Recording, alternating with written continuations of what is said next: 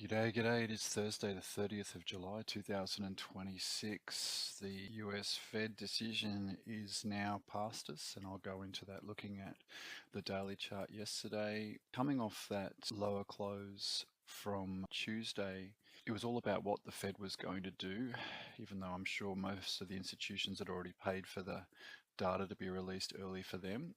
However, all I can go on is what happened on the daily chart, and once again, buyers coming in off that 4,000 level. We dip below it, which means we dip below Tuesday's low, sweeping that low. And once the Fed data hit the market, keeping rates on hold within that range of 3.5 to 3.75, did launch all the way up to the weekly high, which was Monday's high, swept that by a few ticks and then closed back below. So this Wednesday bar has now created an outside range bar, and just have to work off whether they're now going to target Wednesday's high, which is most likely the scenario. We're already moving up today from that.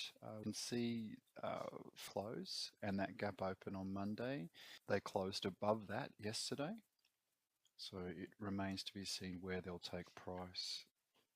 Looking at the news, more so because the rates were expected to be held in this meeting, and the new chairman Warsh, it seems he's giving less forward guidance than his predecessors about where he thinks rates will go for the rest of the year. We're all looking towards the September rates, and good to note that around about 4 members of the Fed committee were indicating that they wanted rates to go higher to try and keep a cap on inflation.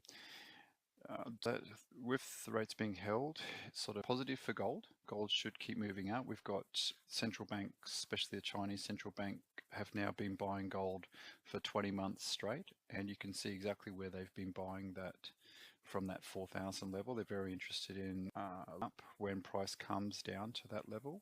Important note, the PCE data comes out at 10:30 my time tonight, and that is the Fed's preferred inflation gauge. It used to be CPI, but now they're looking for PCE data to indicate whether the economy is still running a little bit too hot for them. And if that data comes out quite strong, then the odds of a September rate hike will be much higher. Yesterday, let's look at the intraday. It was a down day for me, unfortunately. Got caught to sell this value area low and looking for price to trade into 4,000, which it did, but it only happened later on in the day. It was all about strong buying. I finally got my stuff sorted out by the end of the session and caught a nice trade from the value area low to the value area high, which also came into contact with the point of control from the New York session. And then it was all about them, what they are famous for is a dump and a pump, and you can see that through London. They dump price down way back to the 4,000 level, almost to the tick, loaded up in the 4,000 level, and this is right well before the news came out, and then we had this shot through to previous daily highs. Now we seem to be running already up today. Let's see where we sit.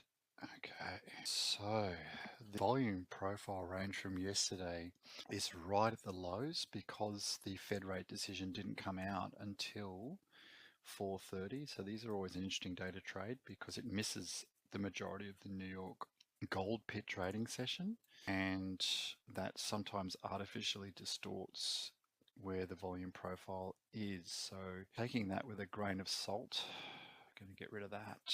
We will play the fire lines. We are above the dynamic value line now. We are up the upper value line. We are looking perhaps towards this first target. So if I can get a buy from the upper value line, it's in bullish price discovery, which is probably happening about now.